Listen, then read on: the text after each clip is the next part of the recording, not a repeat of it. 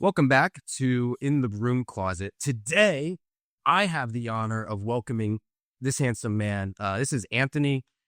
Anthony, welcome to the Broom Closet. Is it cozy enough in here for you? Real cozy, real cozy. What could we do differently in here to spice it up a little? I don't know, man. It's a bit tight. It's a bit more space. More space. Okay, well, there's 4 walls and a ceiling. Okay, yeah. None of those are getting moved. Okay. So, All right. what if we were to lean into the vibe that the enclosed claustrophobic space offers? In here or something. More decorations. It's More called brooms. Closet, right? More brooms. I'm not seeing any brooms. Where's the brooms? I like that. Anthony, I got questions to ask you today. Important questions. The first one I wanted to ask you was, what's the heaviest item you could drop on your toe before it broke? Why are you laughing? Is that funny? Heaviest item. It's the heaviest item you could drop on your toe. Before it broke. Not weight item. Probably a hammer. I was thinking a hammer. Would that break your toe or would it survive? Break the small toe, you know? Okay, let's say big toe. Let's say big toe. Let's go with big toe. Right. We're big men. Little We have heavy. big toes. Oh, no.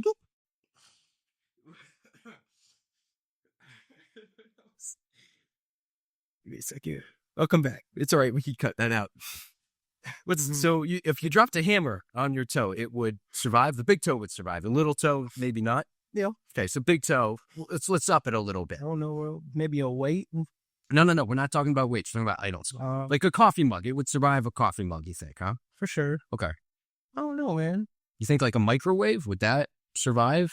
Is it too much?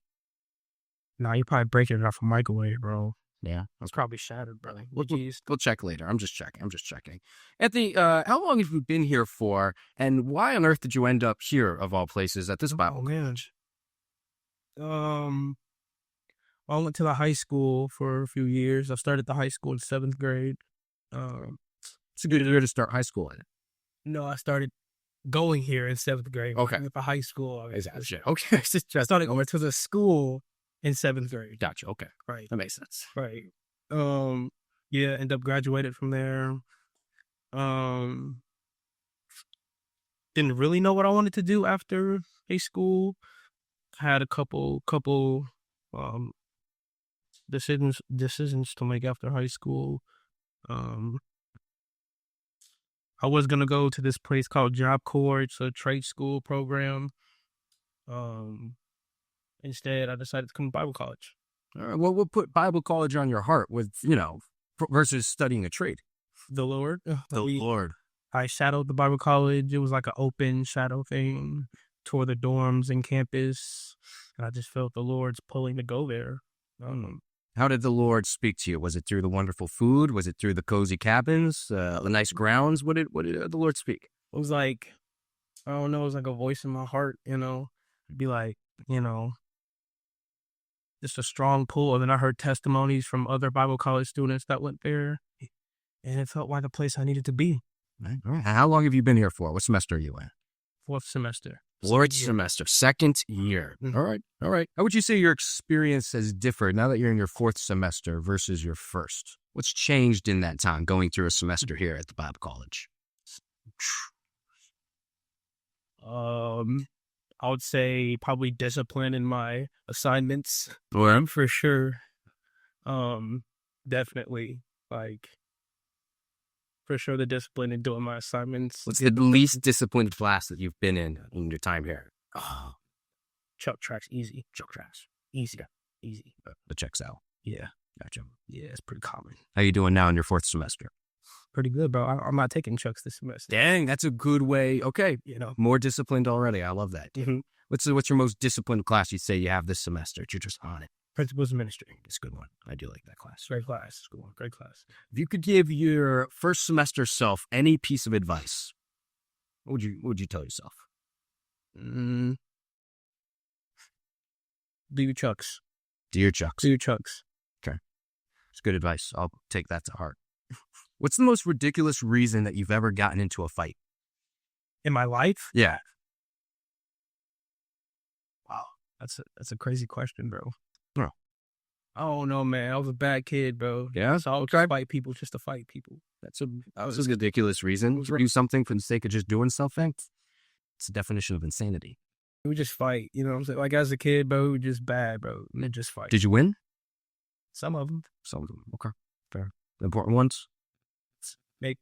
Sometimes. Sometimes. If you're looking back at your 4 semesters of Bible college, what are some of the main themes that the Lord's been showing you that you can just kind of track that come back around your 4 semesters?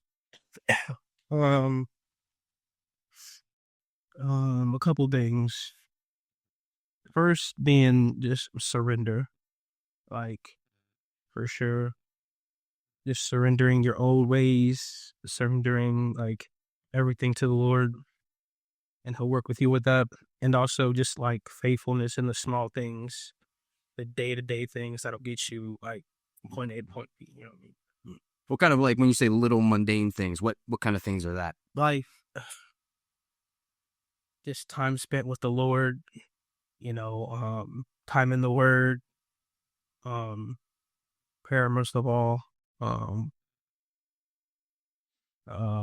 discipline and assignments, talk about that, just like, you know, stuff like that, you know, just growing in little ways, you know.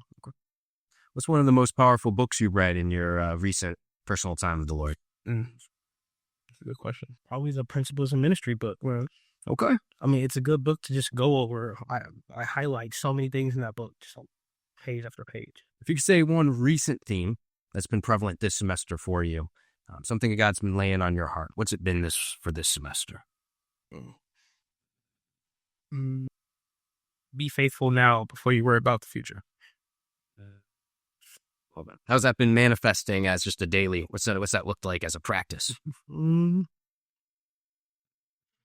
I would say, like, when I'm constantly worried about what's coming next and after, I miss a lot of things of what's happening, like, now. Like, I would say just being around more, like, in the different fellowships, just enjoying my time here and growing here. You know what I mean? I got you.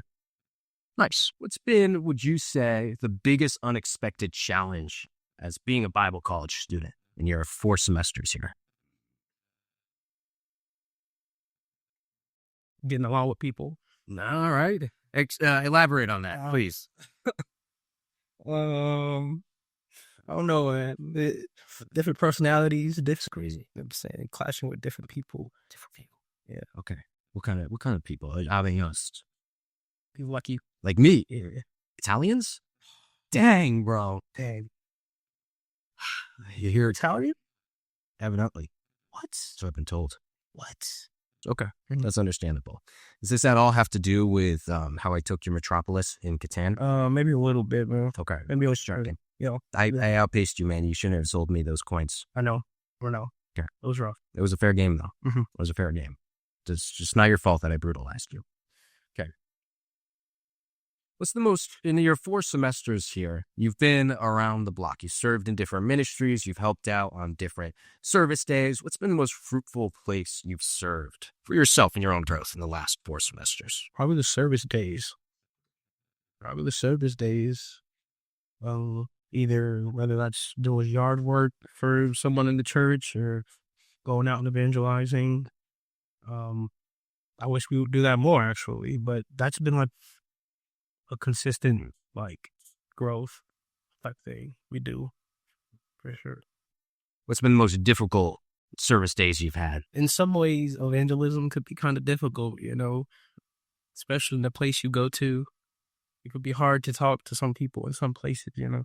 That's probably, but, like, that's also a really good thing to do, you know. You've been here for a while now.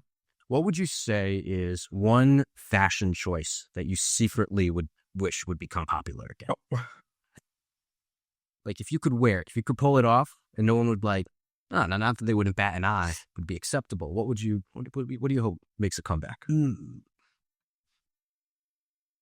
I am a fan of the baggy fits. Baggy fits? Okay. Fits, bro. Baggy fits. Shirts and pants? Both? Depends, but yeah, both. Mm-hmm. What do you think about baggy socks? That's weird, bro. I don't think there's such thing, baggy sock. That's kind of weird. Baggy sock. Bro. Okay. Is that drip? Oh. Hey, break those bad boys out. Have you ever stepped into a puddle in your kitchen in baggy socks? No. Those boys drag behind you all day. Now this is your last semester, is that correct? For now, yeah. For now. Okay. Yeah, for now. Where do you think the Lord's calling you after you leave this semester? I feel called to the EMS field, Okay, explain that out a little bit. emergency services, first responder. I think that's a calling I've been called to. Not sure how that'll look like. Maybe military, maybe just, any type of EMS school out there. When do you think the Lord started putting that on your heart? Senior year. Okay, so it's been something you've been thinking about for a while. Mm-hmm. Okay, Mm-hmm. Very cool. Anthony, any advice you would want to give to someone who is maybe finishing up high school and they're thinking about going to Bible college, or perhaps they're torn between, like you, a trade school or picking up a trade and going to Bible college for a semester? What's some advice you give that student? Seek the Lord. Seek the Lord. Seek the Lord. He'll guide you. Pretty cool. What's a hobby? What's a hobby that you have? You're being real here. It's a hobby I have. Yeah. What's a hobby that you have that you wish you could put more money into? Martial arts. Martial arts. Mm-hmm. Okay. How does it look putting money into martial arts? Just paying for classes? Gym classes. Okay. I wish I had more time. Time? Fair. Are you in the finance class by any chance? Mm-mm. Okay. Well, I mean, if you were, you'd know that time is money. Oh, wow. It's the other way around, isn't it? No, is that correct? Time is money. Right. Yeah. Time is money. I'm not passing that exam. I'm just checking. Okay. I don't think that's ever been said. That's in the Bible. Wow. It's in the Bible. You've been on a mission trip before? I have. Where have you been on missions before? And some of the places you've been? Last year, La Crosse, Wisconsin. Okay, Wisconsin. It was really good. I got it. Wisconsin. Yeah. What would you say was really good about that mission trip? What'd you do? What occupied your time? We did a lot of evangelism to the homeless. Okay. It was really great. They came to church. Some of them came to church. It was really good. Really sweet. Very cool. Was that challenging? Was that something different than you've done before? It was different, but I liked it. Really liked it. Any powerful lessons you learned? Anything that God was really showing you on this mission trip?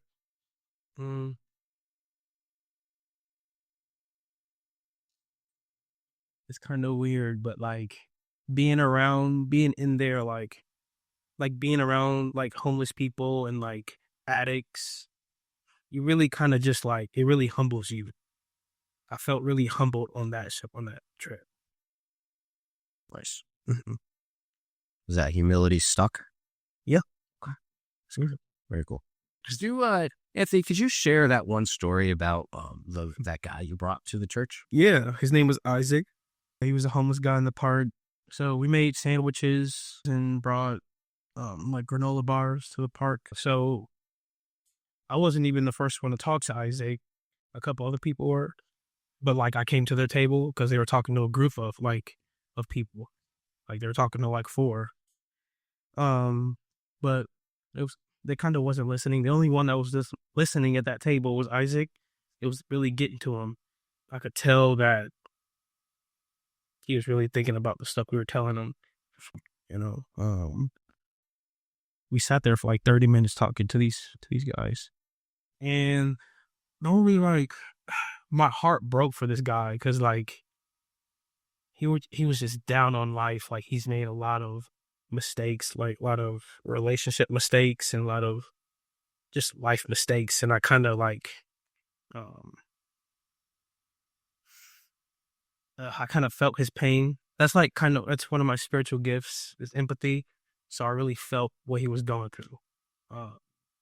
So he walked away from the table, but like when he walked away from the table, I went by him, gave him a big old hug. We were both crying together.